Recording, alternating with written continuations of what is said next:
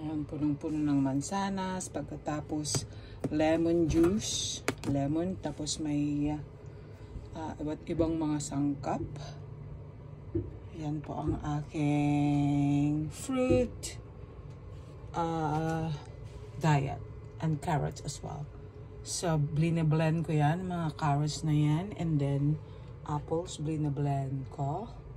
And then, some lemon. Nilagay ko na dyan. O, diba? Kasi itong lemon, ano to eh. Kailangan talaga.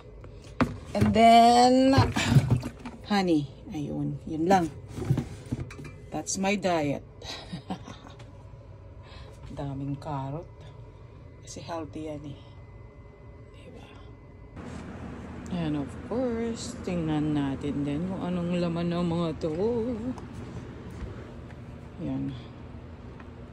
Puro dami. Punong-puno talagang laman.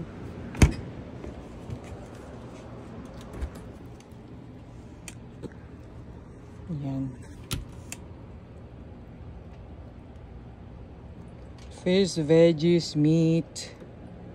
Punong-puno. Already. Kulang pa ang freezer, refrigerator.